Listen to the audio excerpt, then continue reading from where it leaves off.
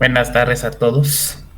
Pues vamos a continuar con nuestro curso de teoría general del proceso, hoy en este último día de la semana. Buenas tardes. Bueno, pues vamos a comenzar. Hoy nos toca el tópico partes y otros participantes. Ok, bien. Vamos a iniciar hablando del concepto de parte. ¿Quién es parte? Pues todo aquel que participa en el juicio y que se ven afectados sus derechos subjetivos. Otra vez, ¿quién es parte? Todo aquel que participa en un proceso y que se ven afectados sus derechos subjetivos. Ahí está la clave. Note que esta definición tiene dos vertientes. Una, que sea participante en el juicio, pero no solamente eso, que además sus derechos subjetivos sean afectados. ¿Por qué es importante esa segunda parte? Porque el juez también participa, los testigos también participan, ¿sí? Los peritos también participan, el secretario actuario, el secretario proyectista, el secretario de acuerdos participan en el juicio, pero sus derechos subjetivos no son afectados. O sea, la sentencia no le va a afectar al juez, no le va a afectar a los peritos, no le va a afectar a los testigos. Entonces, nótese primero la diferencia entre sujetos del proceso y partes. Las partes son sujetos del proceso. Entonces, tenemos como sujetos del proceso, así el tema genérico, sujetos del proceso, pues el juzgador, las partes, los testigos, los peritos, los coadyuvantes en el juicio, que son los secretarios judiciales. Todos ellos son sujetos del proceso, pero únicamente partes van a ser quienes se van a ver afectadas en sus derechos subjetivos. Si traducimos eso, entonces decimos que partes, ¿quiénes son? La parte actora y la parte demandada. Nada más. Los demás son participantes, sí, participan, son sujetos del proceso, sujetos procesales, pero no son parte. Para ser parte, me tengo que ver afectado con la resolución de ese proceso, con el juicio. Entonces, las partes que vamos a tener, muchachos, pues va a ser la parte actora y la parte demandada, ¿sí? Ahora, el término genérico es parte. O sea, en cualquier tipo de proceso, en cualquier materia, el término genérico es parte, pero dependiendo de cada proceso, de cada tipo de materia, va a ser que va a recibir un nombre distinto. Ejemplo, en materia familiar, en materia civil, en materia agraria, en materia mercantil, reciben el nombre de actor y demandado, ¿sí?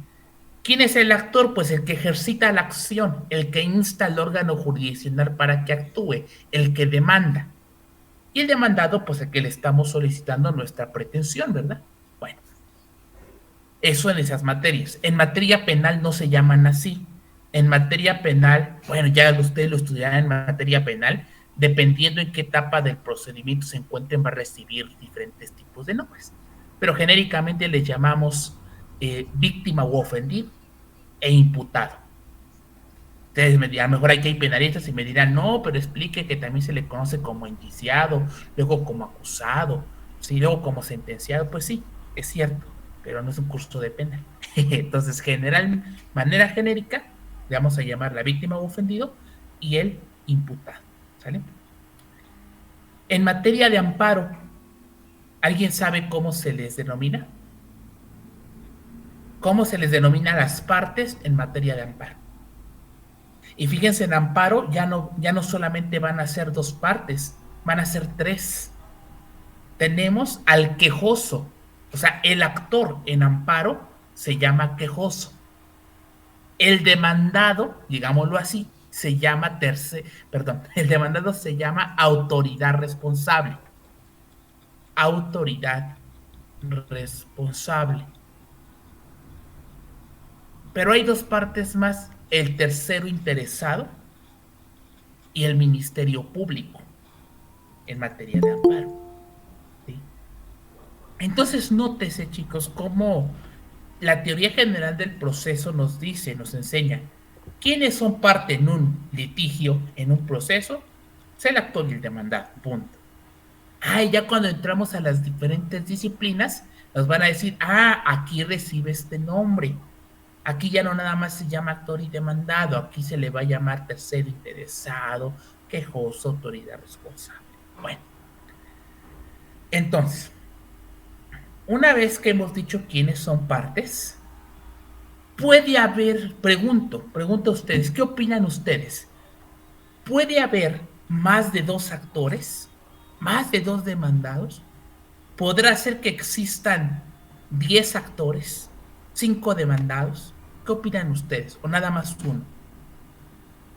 Dice Federico, sí. Entiendo que sí existen, ¿no? Bueno, Federico dice sí. ¿Quién más? Sí, puede haber más. Sí, ¿verdad? Pues la respuesta es sí. Puede haber más. Así es, a eso íbamos a llegar. Aris Lala, Alitis Consorcio, por eso es esta introducción. Tiene toda la razón. Entonces, en un proceso puede haber, hablando de las partes, puede haber más de dos actores, más de dos demandados, ¿sí?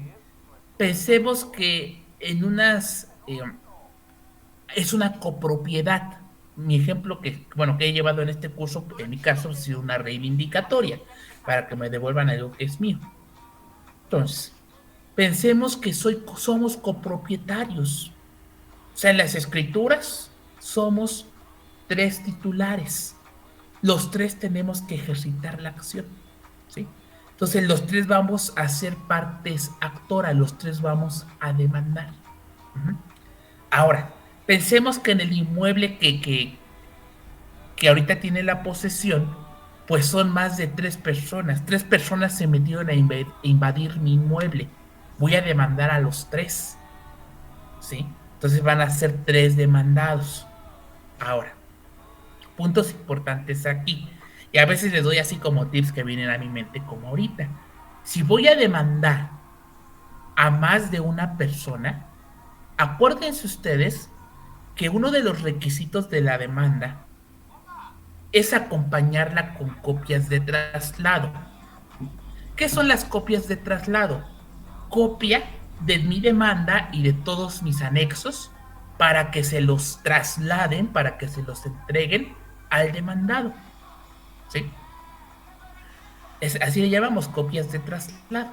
Entonces, siempre que nosotros ingresamos una demanda, ingreso mi original, mis copias de traslado y bueno, la primera hoja de la primera parte para que sea mi acuse. Bueno, entonces, si son más de un demandado, tengo que agregar ese número de copias de traslado. Si yo demandé a 5 personas, tengo que agregar 5 juegos de copias de traslado. O sea, 5 juegos de mi demanda y 5 juegos de todos mis anexos, ¿sí? Para que les notifiquen. Cuando el secretario actuario notificó una demanda, les va a entregar, bueno, el auto, el acuerdo que dicta el juez, el instructivo o cédula de notificación y las copias. Entonces yo nomás ingreso una y demandé a 3 que le van a entregar a los otros. La respuesta obvia pues es que la saque el juez, ¿no? Que la saquen en el juzgado. Eso no pasa, muchachos. Sería muy maravilloso. Nosotros tenemos que hacerlo, eso es nuestro trabajo como abogados, ¿sí? Bueno, adelante Omar Cortés. Entonces, licenciado, ¿me escucha? Sí, lo escucho. Entonces sería, en el ejemplo sería la demanda que va a quedar en original y va a formar parte del expediente y 3 juegos más, pero se necesita otro juego en original para el acuse, ¿no? Nada más ¿Es correcto? en el caso del acuse, Omar, nada más la primera hoja. La Nada primera más. hoja. Sí, Ok, no escuché. Gracias. Sí, de Gracias. nada. Sí, nada más la primera. ¿Por qué? Porque nada más en la parte, bueno, el Estado de México, en la parte de atrás nos van a hacer la impresión de que hemos ingresado la demanda Y en la Ciudad de México pues nos van a poner un sellito y atrás una serie de notas. Entonces, nada más basta con la primera hoja. Bueno, bueno, entonces, si somos varias personas, pues, un ejemplo más hablando de esto, de que puede haber varias personas litigando, imagínense una sucesión. Falleció el papá y tenía 5 hijos. Los 5 hijos van a tener que abrir la sucesión. No sé si aquí lo dije, si no lo digo, en materia de sucesiones, el escrito inicial se llama denuncia, no se llama demanda, se llama denuncia. Y a veces nos confundimos, no, pero es que la denuncia nada más es en penal. No, también existe la denuncia en materia familiar civil. Denunciar es hacer saber, eso quiere decir, hacer saber. Entonces, los todos los hijos o posibles herederos, porque igual puede ser el cónyuge superstite, o sea, el cónyuge que sobrevive, a denunciar la sucesión. Imaginen que son 5 o 6. Bueno, en ese caso, chicos, cuando somos varios actores o cuando somos varios demandados, se actualiza la figura jurídica procesal llamada litis consorcio. Así se llama, litis consorcio. Cuando ustedes vean que son varios actores o varios demandados, ustedes dirán, son varios actores. Es un litis consorcio activo. Ahorita contesto eso, ¿no? Son varios actores, es un litis consorcio activo. ¿Sí? Son varios demandados, es un litis consorcio pasivo. ¿Sale? Entonces, si son varios actores, están tomando ustedes notas, anótenlo, si no vienen los apuntes, varios actores o pluralidad de actores, litisconsorcio activo. Pluralidad de demandados, litisconsorcio pasivo. ¿Ok? Ahora, ya conocimos cuándo se presenta el litisconsorcio. ¿Sale? Cuando hay pluralidad de actores o pluralidad de demandados. Contestando a la pregunta de Moni, dice: ¿y qué pasa con los sobrinos en la sucesión? ¿Ellos tienen derecho a la sucesión? Gracias. Pregunta muy curiosa, Moni. Mira, el Código Civil te va a enumerar quiénes tienen derecho a la sucesión. En primer lugar, si no mal recuerdo, ¿verdad? Digo, no me sé el código de memoria, pero si no mal recuerdo, primero tiene derecho los hijos y la esposa, o concubina, concubinario. Luego, en la segunda parte, vendrán los ascendientes más próximos, o sea, los papás. Luego, los parientes colaterales dentro del cuarto grado, o sea, hasta los sobrinos. Luego, el sistema para el desarrollo, bueno, el DIF, lo que conocemos como el DIF. El DIF si es que no hay nadie. Entonces, pero esa lista, Moni, tiene que irse agotando cada uno de los supuestos. O sea, no son todos, Porque yo ya tenía una lista. ¿Quiénes tienen derecho? Tienen los... Exacto, vamos a ese principio, Federico. ¿Quiénes tienen derecho? Pues tienen derecho primero los hijos y la esposa o concubino concubinario. Luego los ascendientes. Luego los parientes colaterales del cuarto grado. No hay, pues hereda el DIF. Pero aquí aplica un principio, Mónica, que dice Federico: los parientes más cercanos excluyen a los más lejanos. Entonces, si tiene hijos, pues ya ni siquiera toman en cuenta a los otros, porque los excluimos. Pero si no tiene hijos, el derecho pasa a los papás. Si no tuvo papás tampoco, pues el derecho pasa a los hermanos. No tienen hermanos, a los sobrinos. Y así se va. Simoni, o sea, así por decir, de primera, sí. Si hay concubina, la concubina es como si en el grado de la esposa. Sí, vamos a decir, si hay concubina, tiene derecho. Claro, tendrá que... Sí, fíjate, Moni. El primer supuesto es hijos y concubina. Pues, bueno, hijos y el cónyuge superstite, o concubina o concubinario. ¿Sí? Cada código civil nos va a enumerar los supuestos para dar contestación aquí a Moni. Yo sé que a muchos nos interesa. ¿De dónde eres, Mónica? ¿De Ciudad de México, Estado de México u otro estado? Ciudad de México. Voy a dar el ejemplo de la Ciudad de México. Si tienes código civil a la mano, te agradecería que lo abramos. Código civil para el Distrito Federal aplicable en la Ciudad de México. Ahorita les digo el artículo.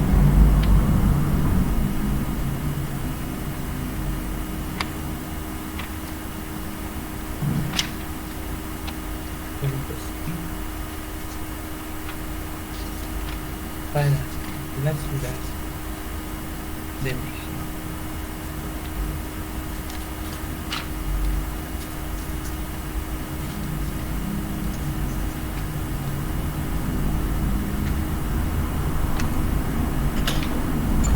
Mira, artículo 1602, ve haciendo tu nota, para que tengas el dato. Artículo 1602. Esto es cuando no hay testamento. Tienen derecho a heredar por sucesión legítima: 1. Los descendientes, o sea, hijos, cónyuges, ascendientes, parientes colaterales dentro del cuarto grado y la concubina o el concubinario, si se satisfacen en este caso los artículos señalados por el 1635. Segundo, a falta de los anteriores, el Sistema para el Desarrollo Integral de la Familia del Distrito Federal. Ojo, tú me dices, hay concubina. Lo primero que tiene que hacer esa persona que era concubina, pues es comprobar el concubinato, ¿no? ¿Cómo comprobamos ese concubinato? ¿Alguien se acuerda, alguien que haya llevado esa materia? ¿O cómo creen ustedes que comprobamos el concubinato? O sea, nada más llego y le digo al juez, yo fui concubinario. Sí, es correcto, Federico, pero ¿cómo lo compruebo? Sí, tenemos 2 años viviendo juntos, sí, pero nada más le digo, tengo 2 años. Bueno, lo más fácil, pues es comprobarlo con acta de nacimiento de hijos. Si hubo hijos en común, automáticamente queda comprobado el concubinato. Y si no hay hijos, la concubina tiene que, si ya falleció, bueno, ya falleció, ahora vamos a hablar de una sucesión. Entonces, como ya falleció su concubinario, la concubina tiene que hacer una jurisdicción voluntaria de acreditación de concubinato. Y va a tener que presentar pruebas ante su señoría para acreditar que sí fueron concubinos. ¿Cómo qué pruebas? Testigos, son las más comunes. Los testigos, ¿sí? Para acreditar que hubo concubinato. Una vez que tenga la sentencia, con esa sentencia podrá comparecer a la sucesión a denunciarla como concubina. Sí, porque si va en este momento a denunciar la sucesión y no tiene algo que compruebe concubinato, se va a decir, pues qué padre, ya tengo por denunciada la sucesión, pero demuéstrame que eres concubina. ¿Sí? Ahora, de ahí nos tenemos que ir a sucesión entre concubinos. Ahorita te digo el artículo. Artículo 1635 del Código Civil para el Distrito Federal. 1635. Dice así: la concubina y el concubinario tienen derecho a heredarse recíprocamente, aplicándose las disposiciones relativas a la sucesión del cónyuge, siempre que reúnan los requisitos a que se refiere capítulos 11 del título 5 del libro del primer código. Entonces, ¿va a heredar cómo o se van a aplicar las reglas de la sucesión entre el cónyuge? Y para eso te tienes que ir al 1624 y te dice, el cónyuge, ojo, lo estamos aplicando a la concubina, pero es igual, el cónyuge que sobrevive, concurriendo con descendientes, o sea, con hijos, tendrá el derecho de un hijo. Si carece de bienes o los que tiene al morir el autor de la sucesión no igualan a la porción que cada hijo le corresponde. Lo mismo se observará si concurre con hijos adoptivos del autor de la herencia. Ahí está. Bien. Luego nos dice el 1627. Concurriendo el cónyuge con uno o más hermanos del autor de la sucesión, tendrán 2/3 de la herencia, y el tercio restante se aplicará al hermano o se dividirá por partes iguales entre los hermanos. Entonces, aquí, Moni, yo te recomendaría que quien denuncie la sucesión no sean los sobrinos, sino los hermanos, porque los hermanos la van a compartir con la esposa. Claro, si no tuvo hijos, ¿eh? Aquí lo primero que tienes que observar, Moni, es que no haya tenido hijos el hoy fallecido. No tuvo hijos, pues tuvo concubina, que denuncien la sucesión los hermanos del fallecido. Y la concubina sí va a tener derecho, pero va a tener que compartirlo con los hermanos del fallecido. Si no tiene, Moni, es un caso que tenemos que estudiar muy bien, porque hay varias opciones, pero me tardaría yo más de 2 horas explicando. Podría haber una posibilidad, Moni, pero te digo, es un tema algo tardadito. Rápidamente les digo para que se queden con la duda. Los sobrinos tendrían que abrir la sucesión de sus papás, así, y luego la de los abuelos, así se tendría que ir. Hay que abrir las sucesiones que tenemos arriba. Hay posibilidades, Moni, pero es complicado, ¿vale? Si fueran los hermanos no habría ningún problema. Dice, sí, fotos, testigos, así. Y si no se la reconocen como concubina, que sí la denuncien los sobrinos. Bueno, entonces, decíamos nosotros del litisconsorcio. Voy a compartir pantalla para que lo puedan ver gráficamente. Bien. Recapitular, recuerden ustedes, litisconsorcio se va a presentar cuando 2 o más personas ocupan la posición de parte actora, litisconsorcio activo, o la posición de parte demandada, litisconsorcio pasivo. Ahora, si hay varios actores y varios demandados a la vez, pues será un litisconsorcio mixto. Bien. Entonces, muchachos, si nosotros pongo el ejemplo de la parte actora. Nosotros somos los abogados de la parte actora y vamos a redactar nuestra demanda. Acuérdense que en el proemio siempre iniciamos: Luis Daniel Ruiz Albor, por propio derecho, señalando como domicilio para oír y recibir notificaciones, se lo ubicaron en tal lugar. Si somos varios, tendremos que poner el nombre de todos. Luis Daniel Ruiz Albor, Leonora Ofelia Flores, Duarte Gómez Santiago, Federico Cornelio, Amelio Nieto, todos los que vamos a demandar, todos los actores. Y al final, por propio derecho, y señalando como nuestro representante común a Luis Daniel Ruiz Albor. Fíjense ustedes, en el litisconsorcio es necesario que señalemos a un representante. No todos van a poder comparecer juntos, no todos van a poder firmar las promociones, los escritos, no. Únicamente el representante común. Así es, Jessica. En el rubro sí hay que colocar a todos. Así es. Ya en el proemio es donde tenemos que nombrar a uno de ellos como nuestro representante común. Todas esas personitas que están litigando juntas se llaman litisconsortes. ¿Sí? Otra vez. Todos los que están litigando juntos reciben el nombre de litisconsortes. Entonces, los litisconsortes tienen que nombrar a un representante común.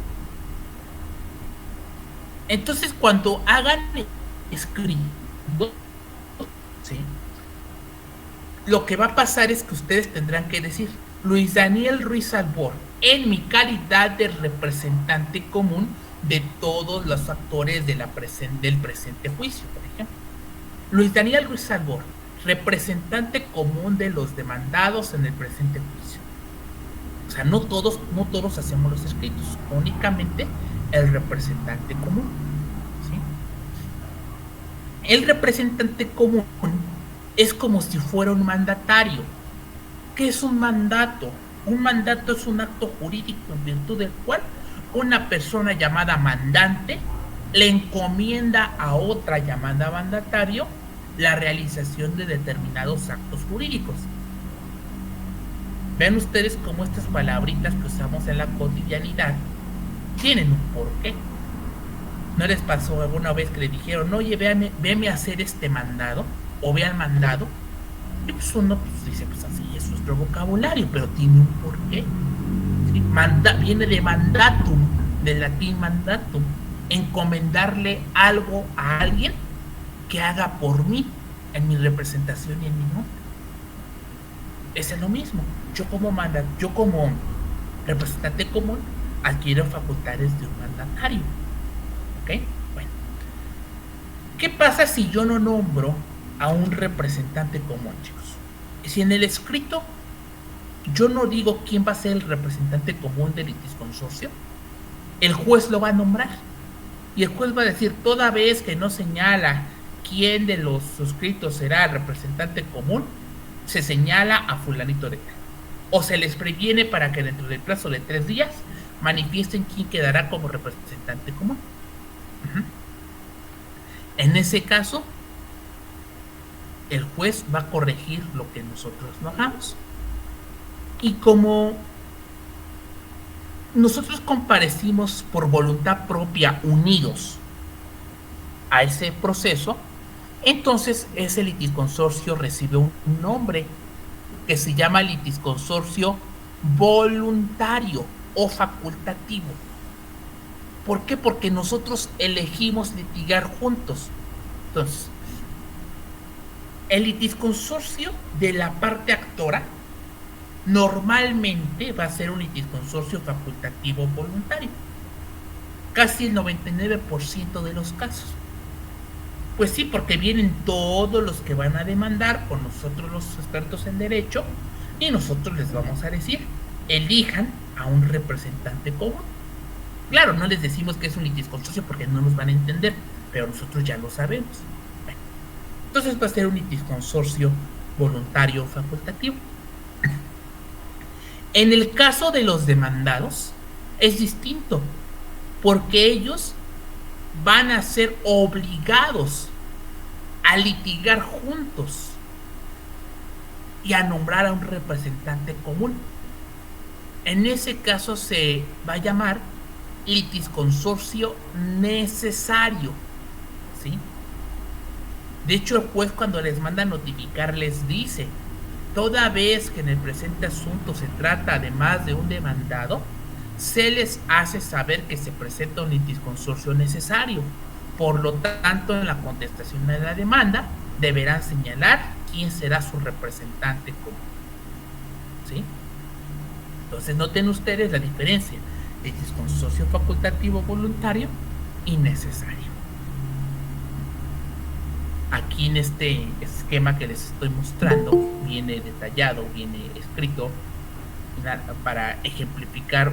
Damos lectura al artículo 53 del Código de Procedimientos Civiles para el Distrito Federal, que nos dice: existirá litisconsorcio necesario, sea activo o sea pasivo, siempre que dos o más personas ejerzan una misma acción u opongan la misma excepción, para lo cual deberán litigar unidas y bajo una misma representación. Eso es cuanto al litisconsorcio. ¿Dudas con litisconsorcio? ¿Vamos bien? ¿Dudas, comentarios? Bien. Déjenme cambiar de pantalla. Bien, pues vamos a pasar entonces con legitimación ad processum y legitimación ad causam. Bien. Hablando como ejemplo de la parte actora, tiene que estar legitimado, chicos, para poder acudir a un juicio. ¿Sí? Bien. Voy a utilizar el ejemplo que estábamos platicando con Moni, a propósito. ¿Qué pasa si falleció una persona? ¿Sí? Falleció una persona y sus hijos, tuvo hijos, pero tampoco ya no viven. Y luego fallece también, eh, pensemos, los nietos, y nada más quedan los bisnietos.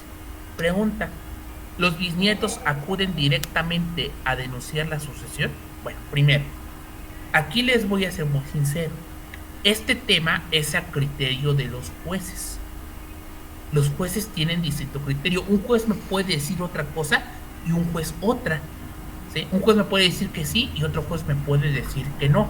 Entonces, lo sencillito es que pues esos bisnietos denuncien la sucesión del bisabuelo, ¿verdad? Y presenten las actas de defunciones de los papás y de los abuelos, ¿no? Así de facilito. Presento las actas de defunción de ellos, somos los bisnietos, denunciamos la sucesión. Habrá jueces que digan, sí, es válido, ábrela, porque me estás comprobando que ya no tiene hijos con las actas de defunción. Eso está muy padre, y hay jueces que sí lo hacen así. Pero hay jueces más estrictos, que para mí es lo correcto. Hay jueces más estrictos que dicen, no, a ver, bisnieto, si tú me denuncias así la sucesión, si tú vienes y me traes las actas de defunción de ellos, es cierto, o sea, tú tienes un derecho, la ley te contempla como posible heredero, pero todavía no estás legitimado, todavía no tienes un derecho. Primero, abre la sucesión. ¿De quién? De tus papás.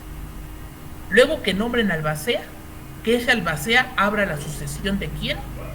De tus abuelos. Y ya que haya albacea, ese albacea que venga y denuncie la sucesión de tus bisabuelos. Entre tanto eso no pase, no estás legitimado.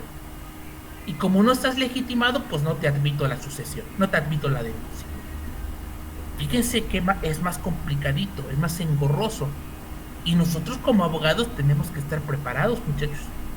Qué padre que nos toquen jueces, nos han tocado a nosotros, jueces muy light, ¿sí? Nos han tocado jueces muy light en el cual, pues a todo dicen que sí. A mí me da la impresión que ni siquiera leen las cosas, la verdad. Digo, a nosotros nos la dejan muy fácil, ¿no? Y que bueno, pues nos ahorran mucho trabajo. Pero pues, a mí me da esa impresión que ni siquiera atienden a los que les está pidiendo. Bueno, entonces, dice, ¿y la denuncia de abuelos y bisabuelos son independientes de ellas? Es decir, sí, claro, Bonnie, por eso es este ejemplo. Primero abriste una y luego otra, no puedes abrirlas juntas. Dice, el deber es de que sea albacea, sí. Así es, Federico. Bueno, entonces, pues sí, es más tardado, es correcto lo que les estoy platicando, ¿verdad? Que hay jueces que a la primera nos dicen que sí, que padre, pero hay jueces estrictos que me dicen, no, tienes que primero abrir esas sucesiones. Mientras tú no lo hagas, no estás legitimado. Acuérdense, estamos viendo legitimación. Legitimación ad processum y legitimación ad causa. ¿Sí? ¿Tienes legitimación ad causa? No, no tienes una causa para denunciar la sucesión. Pero soy bisnieto. Pues sí, ya sé que eres bisnieto, ya me lo demostraste con las actas, pero abre primero las sucesiones, no estás legitimado. O peor aún, muchachos, vamos a pensar, viene mi primo, y me platica, otro ejemplo, viene mi primo y me platica, ¿qué crees, primo? Que el vecinito se metió a mi terreno, pero pues ya se lo voy a dejar, yo no soy de pleito y que se lo quede. Y uno, no, primo, ¿cómo vas a hacer eso? Si tú no lo haces, yo voy a defender los bienes que fueron de mi tío. Yo voy bien enojado al juzgado, ingreso mi demanda y digo que vengo a ejercitar acción reivindicatoria por ese terreno. ¿Qué creen que me diga el juez? Pues no es tu derecho, tú no eres el dueño, ni siquiera eras poseedor, por lo tanto no estás legitimado, no tienes legitimación ad causam, no tienes legitimación en la causa, por tanto te desecho tu demanda. Y si no me la desecha, al ratito la contraparte, el demandado, pues me va a poner la excepción de falta de personalidad. Va a decir, él no me puede demandar, su señoría, el terreno no es de él, ni siquiera estaba en posesión. Por tanto, el juez va a decir, sí es cierto. Y va a decir una sentencia que se me niega la demanda, bueno, que se le da la razón al demandado, toda vez que yo no estoy legitimado, no tengo personalidad. ¿Se entiende estos ejemplos, muchachos? ¿Cuándo tengo legitimación ad causa? En la causa, cuando soy titular de ese derecho subjetivo. Así de fácil. Ustedes van a encontrar una gama de libros de doctrina que lo van a explicar bien a fondo, bien padre, pero en simples y palabras llanas es: soy titular del derecho subjetivo que estoy defendiendo. Así.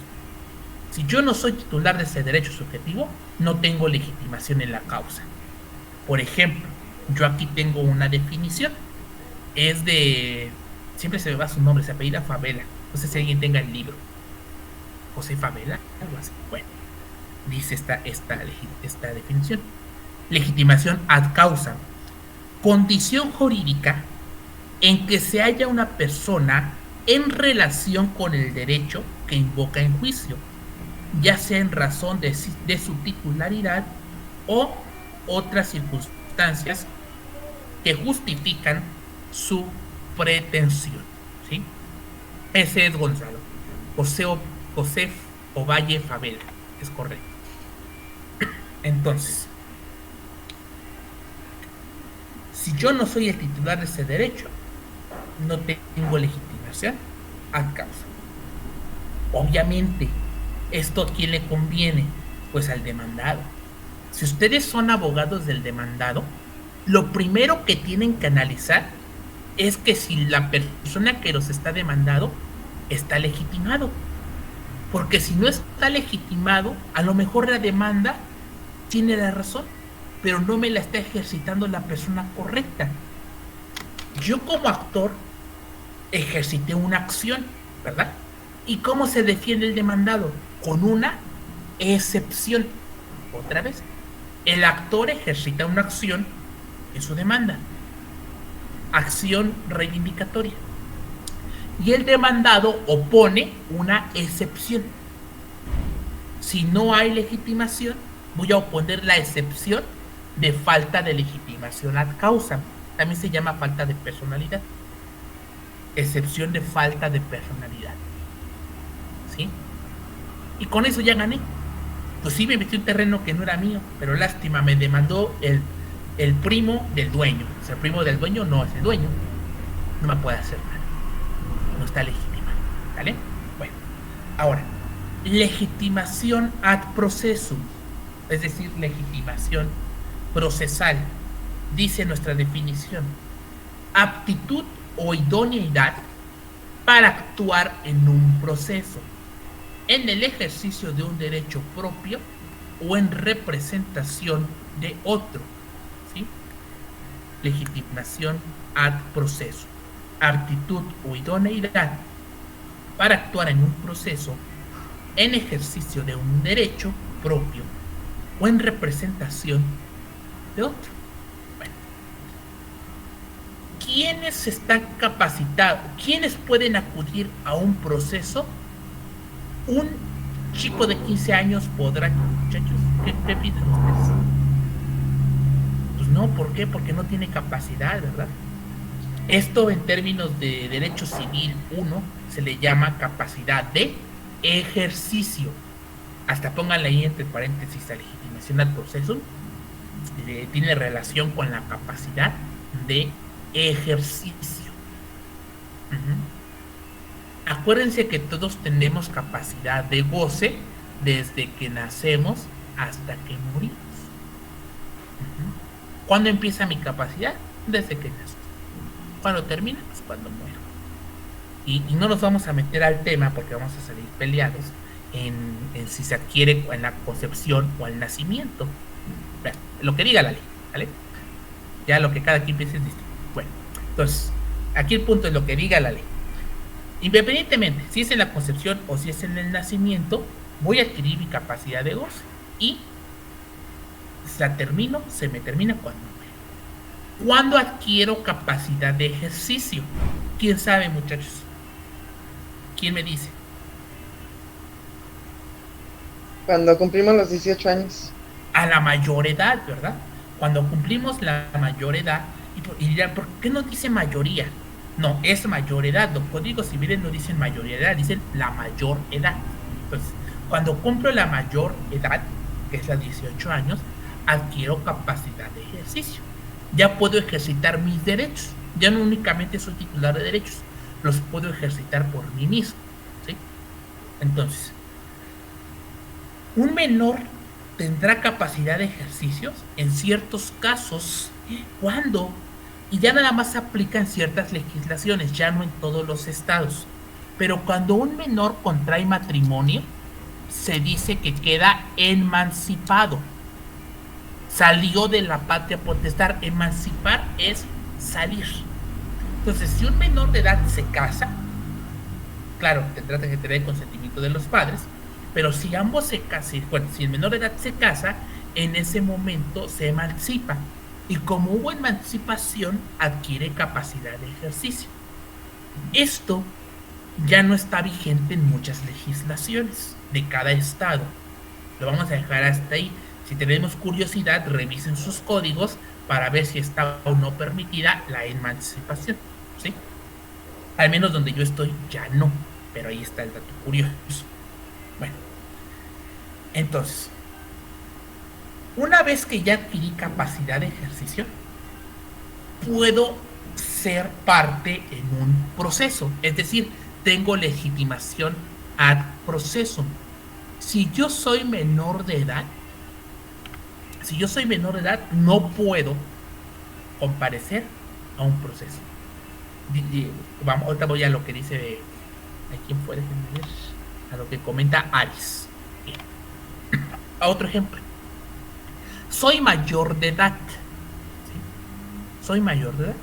Tengo 18 años. Pero tengo una enfermedad mental. ¿Tendré capacidad de ejercicio? ¿Qué opinan ustedes? No tengo, ¿verdad? Y basta con que yo diga, Federico Gonzalo, así es, ¿no? Pero basta con que yo diga, tengo una enfermedad mental. O sea, yo nomás voy a llegar y le voy a decir al juez, tengo una enfermedad mental, mire. O sea, basta con eso. No, acuérdense que todo en un juicio se prueba, ¿verdad? No nada más es decir por decir. Ay, su señoría, ¿qué cree? Que no tengo capacidad. Se tiene que acreditar. ¿Y cómo lo acreditarías, Gonzalo? Bueno, ya es una respuesta obvia, pues con un dictamen médico, ¿no? Pues sí. Pero acuérdense que en juicios tenemos que hacer un juicio previo llamado juicio de interdicción para que se declare a esa persona que está mal de sus facultades mentales interdicto, ¿sí? Entonces, en el juicio de interdicción se le va a nombrar un representante, un curador, normalmente recibe ese nombre. Se le va a nombrar un representante a esa persona que está mal de sus facultades mentales, ¿sale? Entonces, noten ustedes, si yo soy menor de edad o soy mayor de edad pero estoy mal de mis facultades mentales, no tengo legitimación al proceso y no puedo comparecer a un juicio. Tengo que hacerlo por medio de quién, por medio de mis representantes, no de mi abogado, no confundamos, de mis representantes. Si soy menor de edad, ¿quién será mi representante? Pues mi papá, ¿no? Bueno, quien tenga la patria potestad. Quien tenga la patria potestad sobre mí, él representa mis derechos. Entonces, si yo como menor de edad, mi abuelito me dejó una herencia y alguien de buenas a primeras vino y se metió al terreno que me dejó mi abuelito, yo no lo puedo demandar. Pero mi representante sí, en representación mía, quien ejerza la patria potestad sobre de mí, o mi tutor, ¿verdad? Y otra pregunta, ¿bastará que le diga al juez que soy tutor de fulanito de tal? Así como en las escuelas que dicen que así que firme padre o tutor. Ah, firmó mi tutora, qué padre, sí es tu tutor. ¿Bastará que nada más lo diga? No, tengo que hacer un juicio previo de declaración de tutoría. De tutela, perdón, que es tutoría. Tutoría es otra cosa. Tutoría es enseñar algo. De tutela. Tengo que hacer un juicio de declaración de tutela. ¿Ven ustedes cómo nuestra vida de abogados va a estar llena de juicios? De una cosita nos llevó a otra y a otra, y el cliente vino por una cosa y salió con 5 juicios. Vino por un juicio y le dijimos, no, pues tiene que hacer 5 antes. Y eso agréguenle que su nombre lo tenía mal escrito en su acta de nacimiento, pues otro juicio de corrección, ¿no? Entonces, noten ustedes cómo los abogados tenemos que ser peritos en todas estas cuestiones. Detallitos dan lugares a procesos. Bueno, si yo acudo a un juicio siendo menor de edad o mayor de edad, que estoy mal de mis facultades mentales, no tengo legitimación. Ya no se escucha, licenciado. ¿Ahí me escuchan? Hola, hola. ¿Sí me escuchan? Sí, dice que sí, licenciado Duarte, ¿sí me escuchan? Sí. Por ese trabó su imagen, licenciada Leonora, a lo mejor fue su internet. Que la veo trabadita en la imagen. Bueno, ahora bien, algo más iba a comentar de la legitimación al proceso. Bueno, el Código del Estado de México y quizás otros de otras entidades va más allá. No solamente considera incapaces a los menores de edad y a los que están mal de sus facultades mentales, sino también a los ebrios consuetudinarios, así les llama el Código Civil. Bueno, cotidianamente les llamamos de otra manera. El Código Civil les llama ebrios consuetudinarios, los que consumen psicotrópicos, drogas, todo eso, y creo que nada más. Sí, son esos. Bueno, esas personas también se les considera que no tienen capacidad. A ese grado llega el Código Civil del Estado de México. Y está padre, ¿no? Sí, imagínense que llegue de repente el familiar ebrio consuetudinario, ya vendí la casa. Pues ¿cómo? Sí, ¿cuánto te pagaron? 20,000 pesos. Aparte de un juicio por el precio irrisorio, que es una lesión, pues se puede alegar que no tenía capacidad. Estos últimos van por su propio pie. No entendí la pregunta, Federico. A ver, adelante, si quieres abrir micro o escribir. Pues sí, los serbios constitucionales van por su propio pie. Pues, bueno, a un juicio de interdicción, pues no, ¿verdad? No van. Normalmente los familiares, Federico, son los que abren el juicio de interdicción. Normalmente algún familiar. Sí, imagínate que les digas, vente, vamos a hacer un juicio. No va a ir. Bueno, claro, a esas personas se van a designar en ese juicio médicos alienistas. Los médicos alienistas no son los que atienden a los aliens, no. Los médicos alienistas son los que atienden esas enfermedades que son consideradas para ser declarado en estado de interdicción. Entonces el juez lo que va a mandar es hacer unos exámenes ante médicos alienistas. ¿Sí? Bien. Perfecto. Ya quedó legitimación ad proceso y legitimación en la causa.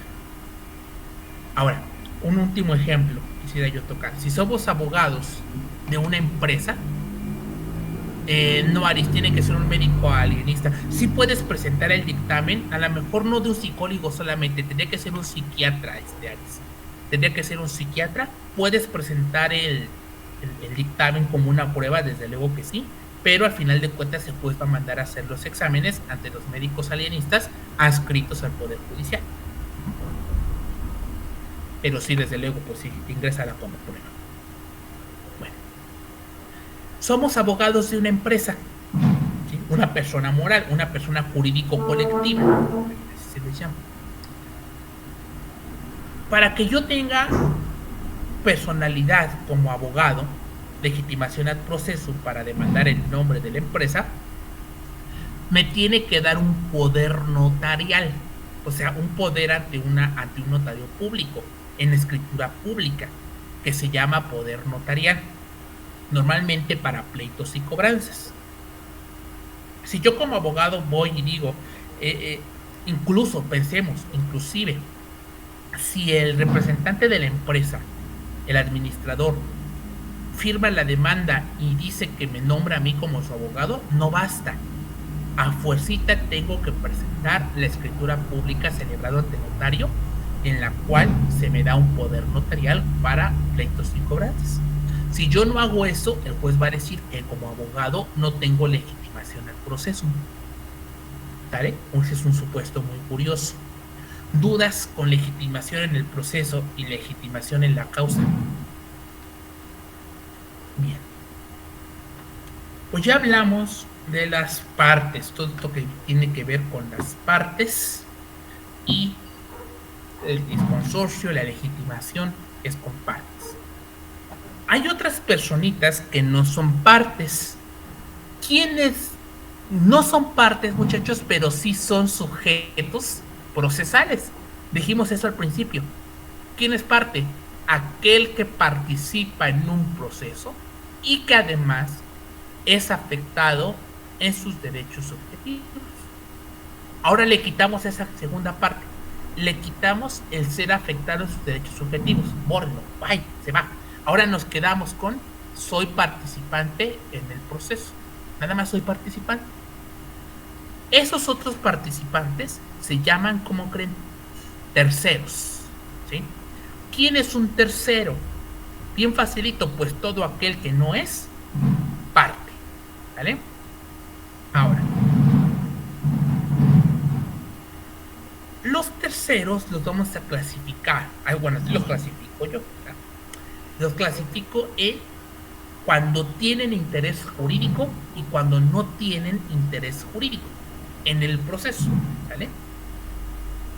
Los terceros se clasifican en dos vertientes: sin interés jurídico y con interés jurídico. ¿Quiénes no tienen interés jurídico en el proceso? Pues los testigos de inicio, ¿verdad? La ley dice que todo aquel que presencie un hecho está obligado a testificar, punto.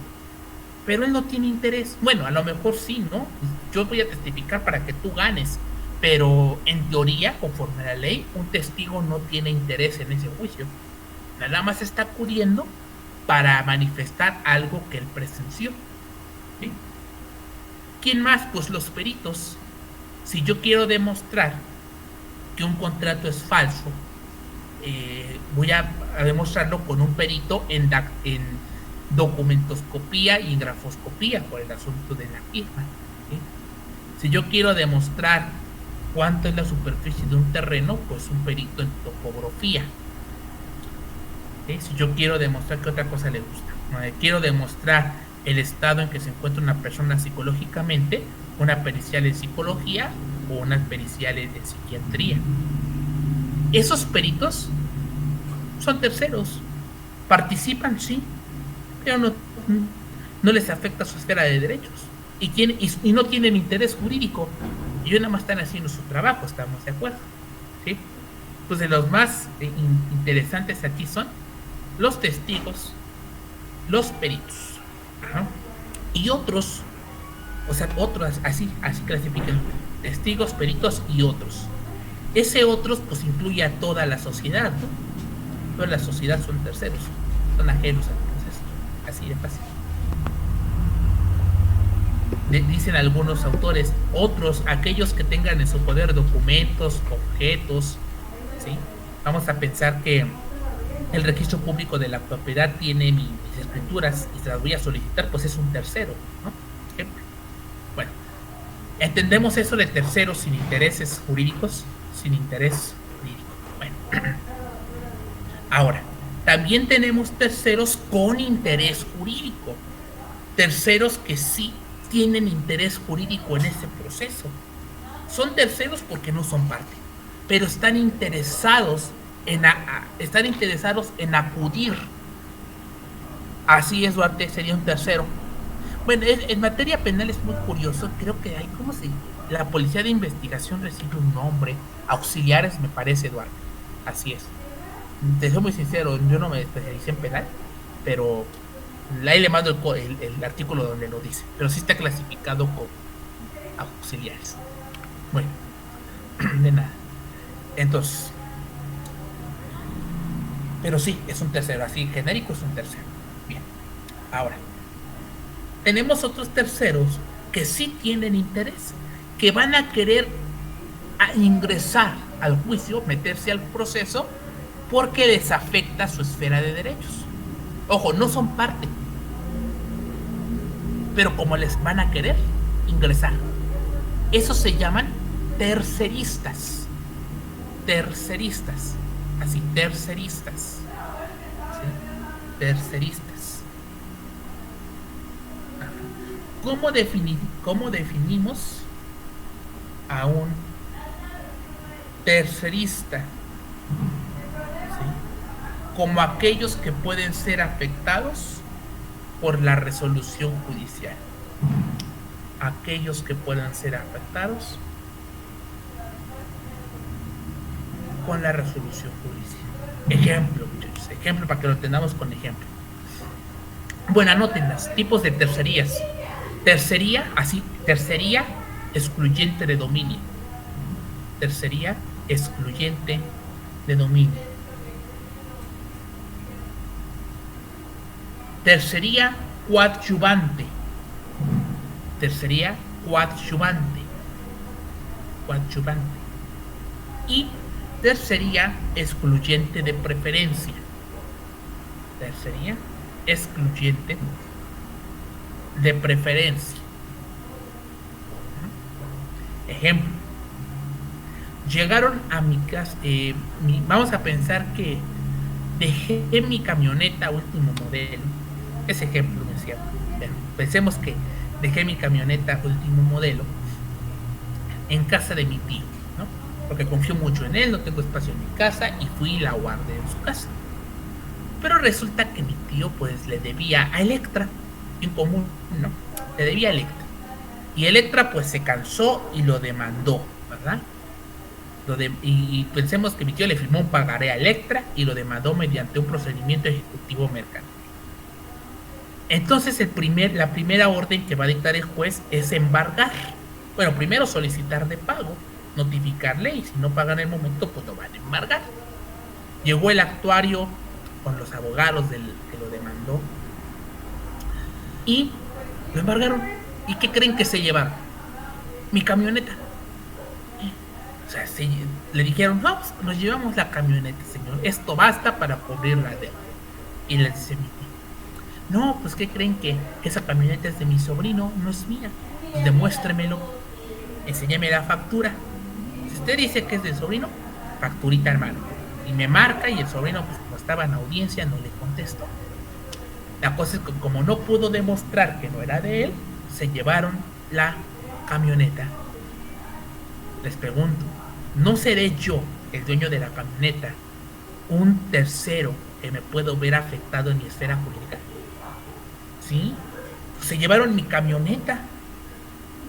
Imagínense que hay una sentencia donde diga que no pagó el tío y que se venda la camioneta.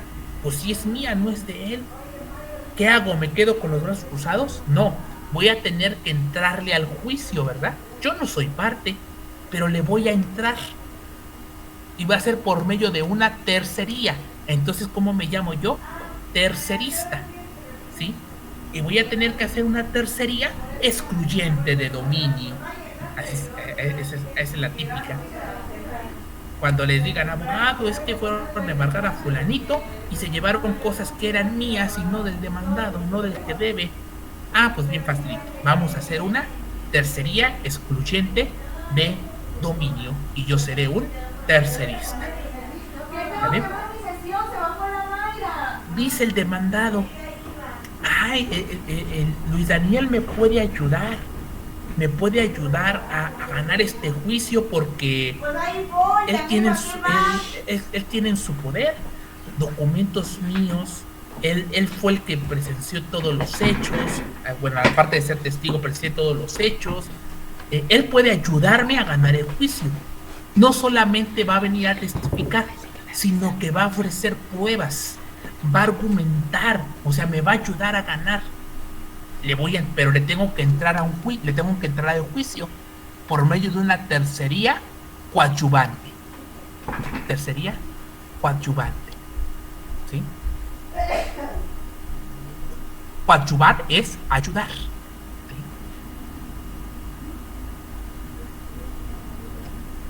Tercería excluyente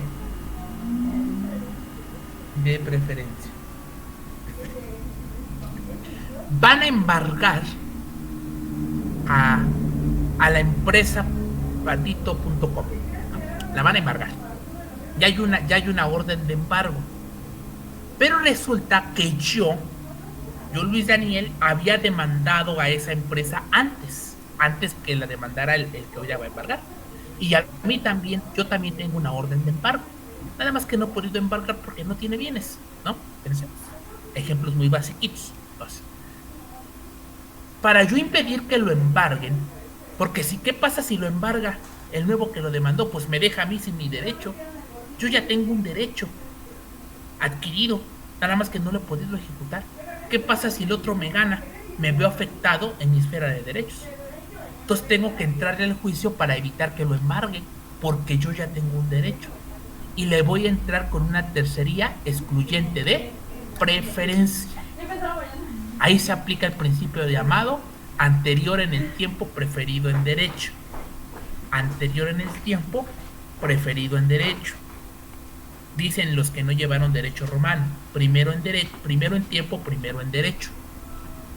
Primero en tiempo, primero en derecho. Lo correcto es anterior en el tiempo, preferido en derecho. ¿Dudas, muchachos? ¿Queda claro esto de las tercerías? Claro, ustedes me podrán preguntar: ¿y cómo? ¿Cómo le hago para ingresar a un juicio con como tercerista? Eso ya toca a un curso de procesal civil, pero simple y llanamente, pues mi escrito de tercería tiene que reunir los requisitos esenciales de una demanda. Nada más que le voy a poner hasta arriba tercería excluyente de dominio. Y en el juzgado se va a mandar a hacer un expediente independiente, como si fuera un incidente, pero de la tercería. Es igualito que un juicio, nada más que se llama tercería. Pero yo sé que a veces hay dudas de ¿cómo lo voy a hacer? ¿Alguien levantó su manita? ¿Dudas, comentarios hasta aquí? Sí, licenciado, fui yo, pero igual iba a preguntarle lo que nos comentó. Gracias. De nada. Adelante, Eduardo. En el caso de la esposa que no es llamada a, bueno, demandan al marido, pero está en sociedad conyugal, o no es llamada a ella también ocupa una tercería. ¿De qué tipo sería, licenciado? Ok, no es llamada a juicio. Mira, en ese caso, Duarte, la persona que no fue llamada, lo que va a hacer el juez, lo primero que va a hacer es analizar las escrituras. Me imagino, ¿no? Por ejemplo de terreno, ¿no? Y que están en sociedad conyugal. Lo que va a hacer el juez es analizar las escrituras. Y el juez va a mandar a notificar a la esposa. No va a ir, bueno, ya en la práctica no se ve que la esposa le entre, sino que el juez la manda a notificar. Así lo manejamos. Ahora, si la esposa le entrara, no es una tercería, Duarte, porque la esposa no necesita ser tercerista, necesita ser parte, porque se trata de su derecho subjetivo. Ojo, para ser parte tiene que ser afectado mi derecho subjetivo. Para ser tercerista se puede ver afectado mis derechos en virtud de esa sentencia, pero no es mi derecho subjetivo. ¿Sí se entiende? O sea, parte, mi derecho subjetivo es afectado durante ese juicio. O sea, mi derecho subjetivo es el bien jurídico que está en pugna en ese juicio. Entonces, la esposa es un bien jurídico el que está en pugna. Tendría que hacerse un escrito de que ella va a comparecer también como parte. Y al ingresarle ella se va a hacer un litis consorcio. Va a pasar eso, ¿sí? Para ser tercerista no es mi derecho subjetivo, pero si el actor gana esa demanda, me puede afectar. Pero no es mi derecho subjetivo el que está en pugna. ¿Sí? ¿Se entiende eso? Sí, gracias. De nada. En el ejemplo del embargo, el derecho subjetivo pues es el patrimonio del que está demandando, porque está demandando algo que le deben, pero no es mío. Sin embargo, se llevó mi camioneta, me está afectando, pero no es mi derecho subjetivo el que está en pugna en el juicio. Por eso soy un tercerista. ¿Sale? Bien. ¿Alguna otra duda, comentario hasta aquí? Perfecto. Bien, muchachos, pues nos vemos el día lunes a las 6. Que tengan excelente fin de semana. Déjenme leer aquí. ¿Se puede impugnar si se abre una persona que no se la albacea? Sí, Federico. Hay que estudiar bien los casos para determinar qué acción compete. Pero la respuesta es sí, Federico. Se puede impugnar. Apelar el auto declarativo de heredero, sobre todo. Bien. Adelante, Omar Cortés. No, solo me iba a despedir. Gracias, hasta el lunes. Hasta el lunes. Cuídense. Hasta luego. En fin. Hasta luego. Gracias, hasta el lunes. Buen fin. Gracias, licenciado. Buenas noches a todos. Hasta luego. Hasta luego. Gracias.